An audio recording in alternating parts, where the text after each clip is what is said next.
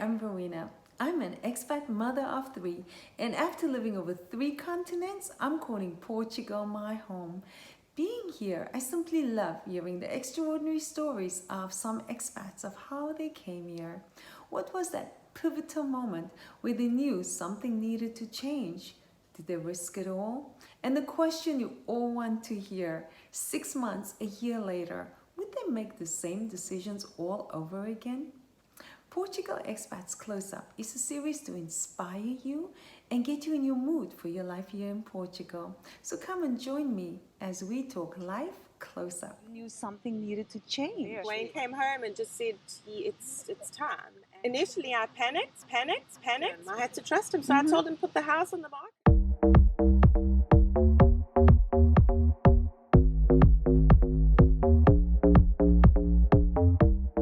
Hey, Danny and Wayne, I'm so happy to finally have this conversation with you. I know that your expat journey took a bit of a curve over Malta, right? Yeah. That said, you also 2 weeks after arriving there, COVID hit. It was not really the place where you could see yourself being for your entire life. You were brave enough to just set sail for Portugal. I know that you don't know anything about Portugal, don't speak the language, No. and here you are a year later. Yeah. So let's introduce yourselves. Wayne. Wayne, South African born, lived there my entire life. I worked for the US government, Department of State, as a facilities manager, also for USAID, as a facilities manager in Pretoria before we took the big move and left South Africa to Malta. So my name's Danielle. Also lived in South Africa my whole life. My husband and I met at school. I worked in the fashion industry in South Africa for 16 years. And I have a beautiful son, Zion, 12 years old. And just super blessed to be living in this beautiful country. Oh, that's beautiful. So I know that you lived most of your life until your 40s. You lived in South Africa, Yes. right? You had the traditional family life, 9-to-5 jobs. You had Yes. a very comfortable environment. Yes. You knew something needed to change, Yes. right? There was that day. So what was that pivotal moment? That was you. That was you, not me. So you go. Living in South Africa our whole life, which was great. But the crime and the future for our son wasn't what we wanted, and we knew that he was not going to get it. Living in South Africa, as beautiful as South Africa is, I just said that you and Zion have Dutch passports. And there's no issues of visa. I had to get a visa, but I'm a family member, so I kind of just... We had a plan. We did have We a did have a plan. We plan. had a 5-year plan. But once we got to Pretoria, we got really comfortable. We had a beautiful home. Our son was in a great school, and we became very settled. And the plan was to move in the future, but you just had this urge, this sudden urge that we needed to do it now. The time was now. It was kind of a pivotal... Yeah, for you it was. Yeah, it was. I Pivotal mean, I moment, had a feeling. And that feeling, Yeah. I just trusted that feeling in her. That the universe is calling you and it set a date, Absolutely. and you can either listen or not, and 100%. move on from there. Wayne came home and just said, it's time. And initially I panicked. I had to trust him. So I told him put the house on the market. We had just renovated our home. It was looking absolutely stunning. And 3 weeks later it was sold. And I was like, oh, well, where are we going? You were thinking it was going to sell in like 6 to 8 Yeah, months. I thought, no, man, we've got time. And 3 weeks later, time was up. How did you decide on Malta? Google. The most English-speaking country in Europe, and that's where we went. When we arrived there, we loved it. You arrived, you loved it, and when did COVID hit? 18 days later, we arrived on the 1st of March, and 18 days later, the whole of Malta shut down. Everything. Wow. You're on a new island, and you are contained in an apartment. It was just like that. I mean, it was... Yes. obviously there were rumors of this COVID, whatever was going down. We didn't know much, you know. We had our tickets booked, but we're going. Yes. Yeah. And obviously we yes. landed, and then the entire world shut down. What was that pivotal moment where you realized, I can't live here for the rest of my life? What led to that? It was just island life, I think. Island fever. Island fever. It's 27 kilometers long and 14 kilometers. wide, and you're like, I've been around here how many times? And you know, in South Africa, we're so used to big open spaces, Right. you know. Mm-hmm. And we wanted more of a coast. We wanted more surf. We wanted more of a lifestyle for our son. A beach lifestyle, and just more space, you know. Yes. Which is what made Portugal so attractive Malta to is us. very- And in terms of accommodation, I know for a lot of expats, you know, you are not in the country where you are planning to go, but yet you have to secure some sort of accommodation. How was that journey for you here? It was kind of tough. I came here for 2 weeks and only found our accommodation on the last day before I was leaving back to Malta. I mean, it is kind of tough. There's a lot of demand for it, but we were lucky enough to find. A really But which nice approach place. did you take to find your accommodation?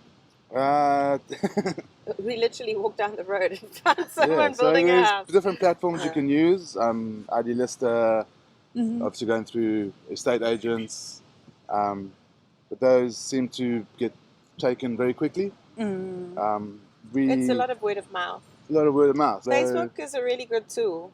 big tool, Yes. big for tool expats, in yeah. big tool in Malta. Right. A lot of expat WhatsApp groups. Right. The expat community is really big, so everybody sort of sticks together and Yes. helps each other. If there's information you need about a certain topic, you can post it either on the Facebook groups or on the WhatsApp groups. And generally, a lot of people would have been down the same path, and You get helped right, and then you get help much faster. We're gonna dive a little bit more into Atalaya. So when I drive into Atalaya, I have views no matter where I look. On the one Beautiful. side, it's like built high up on the cliff. You always look at either the Atlantic or you look at the mountains on the other side. Tell me Which is more really about nice. the landscapes there and about the climate. Atalaya's awesome. We're 5 minutes from the beach, not even 3 minutes from the beach, from our house. Regards to weather, I mean, it's October and And sun we're is sitting shining. out. I think that's a Beautiful. question a lot of people, when they think about the Silver Coast, is asking.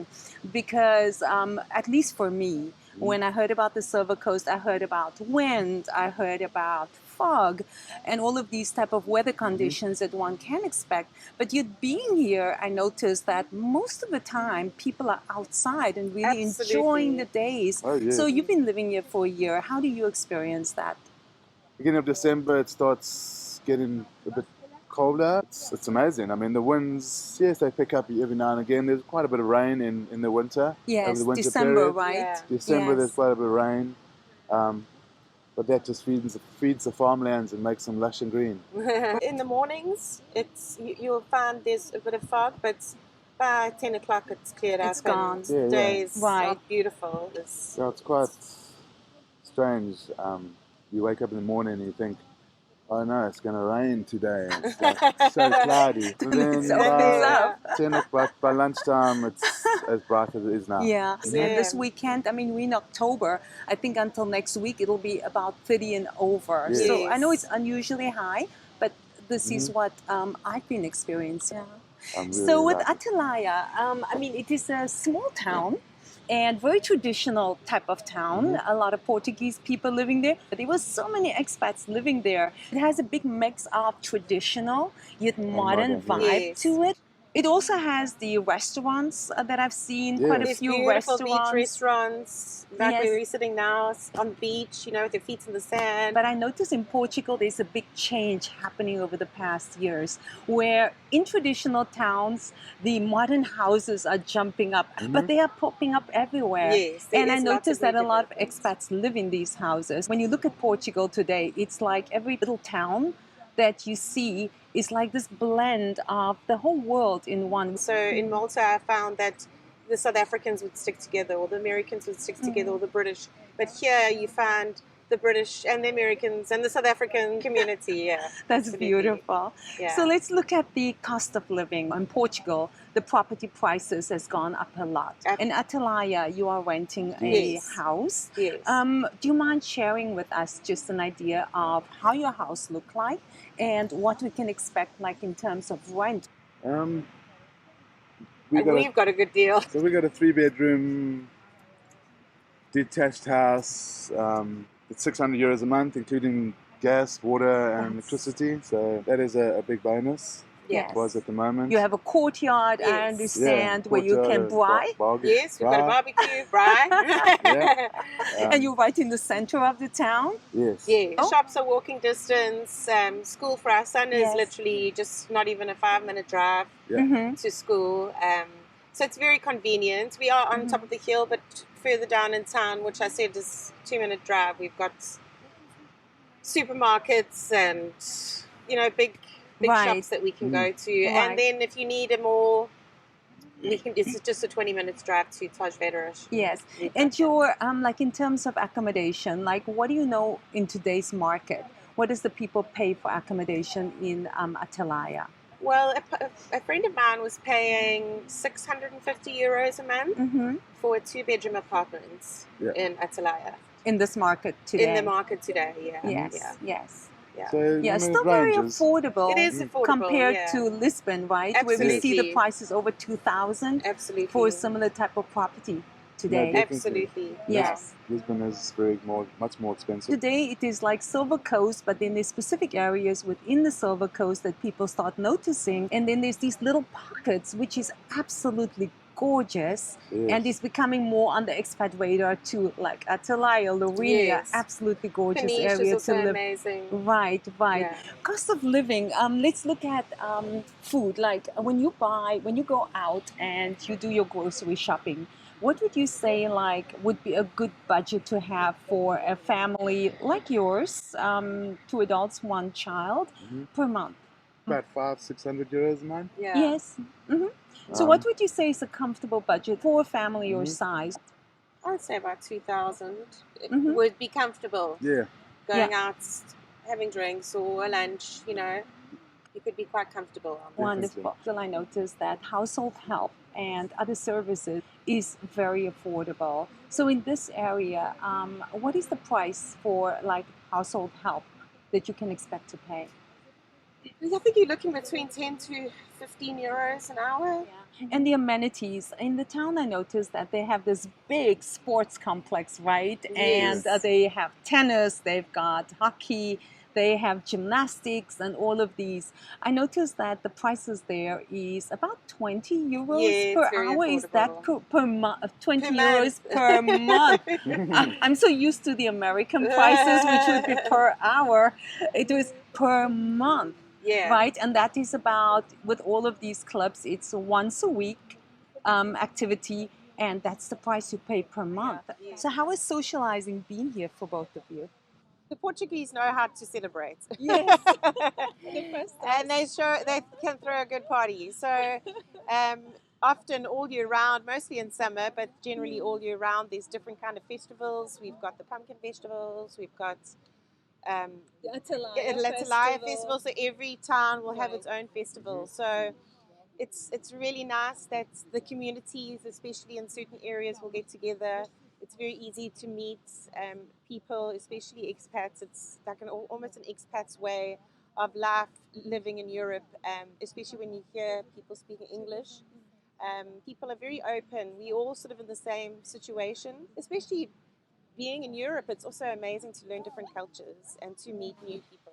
In the small communities, like little villages, some people are afraid of going there, but there's so much there's so much happening, so much There's life always- happening. There's always some kind of event happening. There's beautiful restaurants on the beaches, like where we sit now, to go out.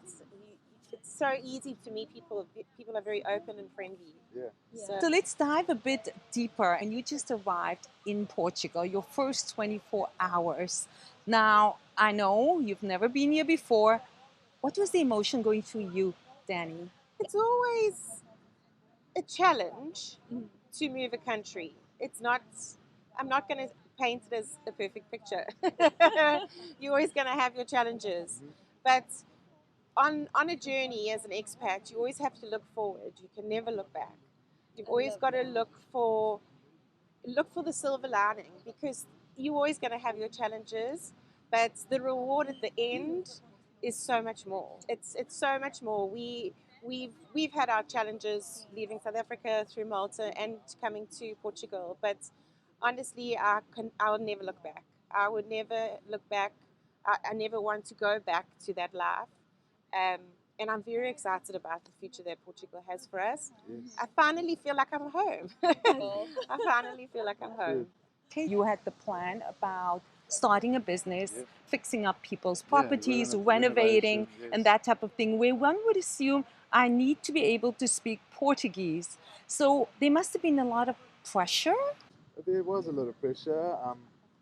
Before moving to Portugal, I did, like we discussed, got into a lot of expat groups in Portugal from Malta already, looking for advice, speaking to people, chatting to people, and a lot of them were, saying it's going to be all good. There's a lot of work here, and we took that leap. And since we've been here, I haven't really worked for many Portuguese people. Mostly It's been expats. mostly expats. You had your first clients 2 weeks after arriving here, right?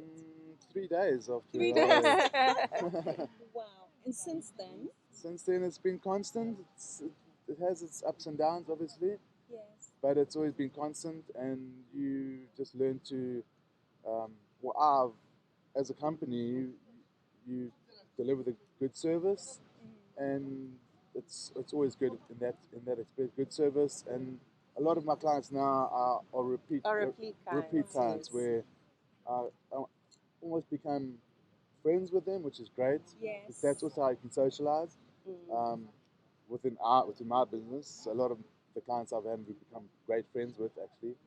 And then you just get a constant Yes, flow. absolutely. Recommending, and from that Yes. you've been able to grow your business, Yes. right? Yes. So in terms of living here now for over a year, Just over a right? year. Trying to compare when you just arrived, and it is what you were saying, that whatever comes, I will know I will make the best of it, and one way is forward. Now, a year later, what is your emotions? You mentioned already that this can be my home, but what makes Portugal for your home?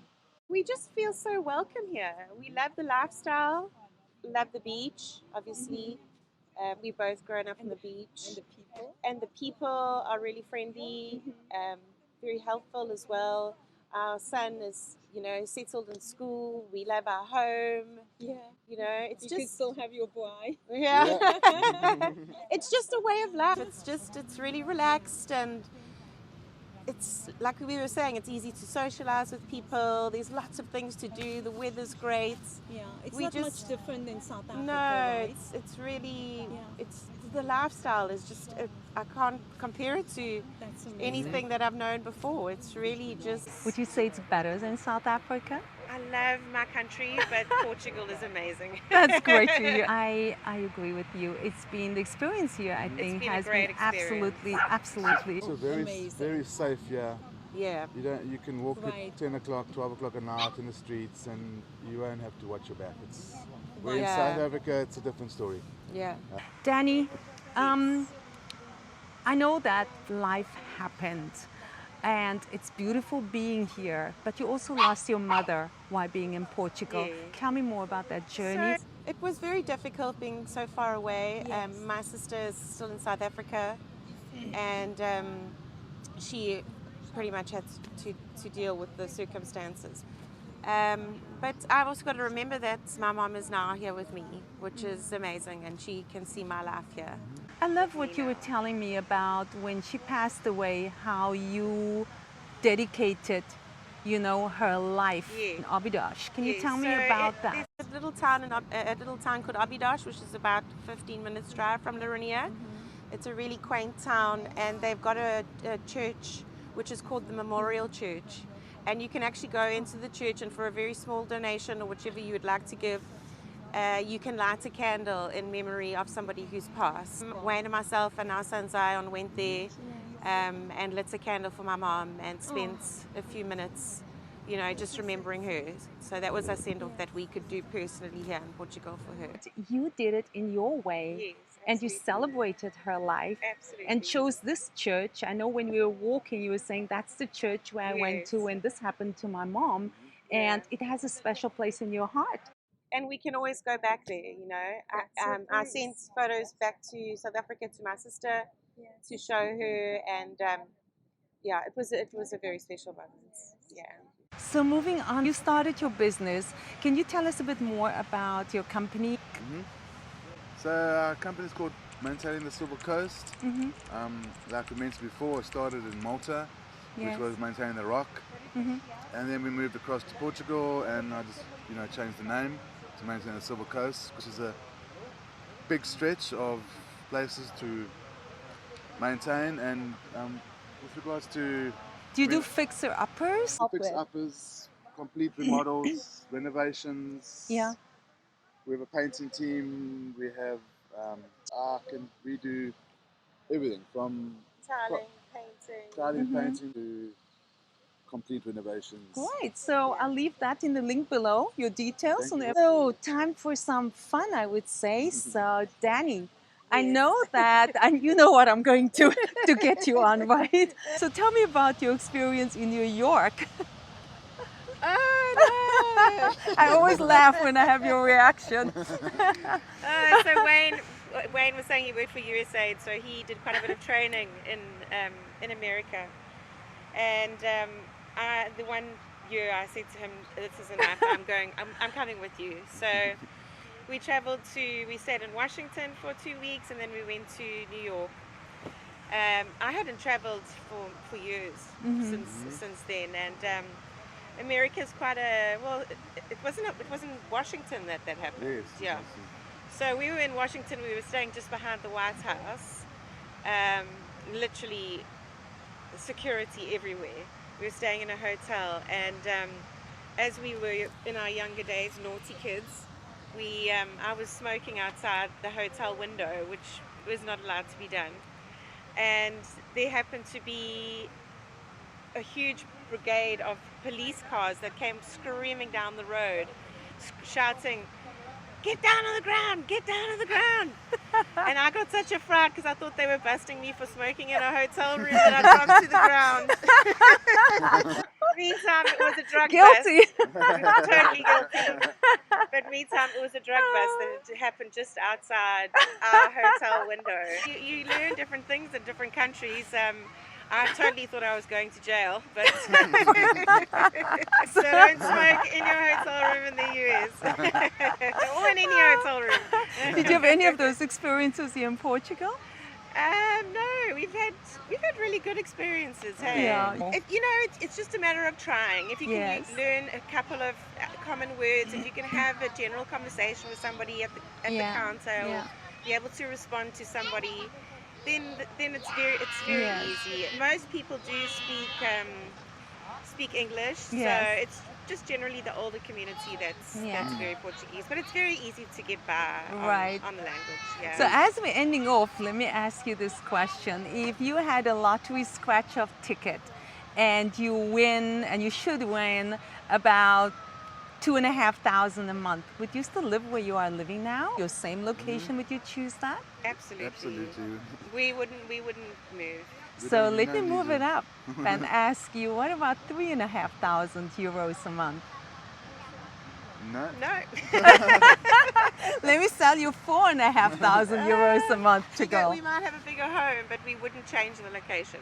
Wonderful. We would definitely look in the same area as we are So you're now. so fortunate that you came here, and at least with your second location as an expat, in the right location, offering you all that you want, and even at that, you would stay where you are. We would stay where so we that's are.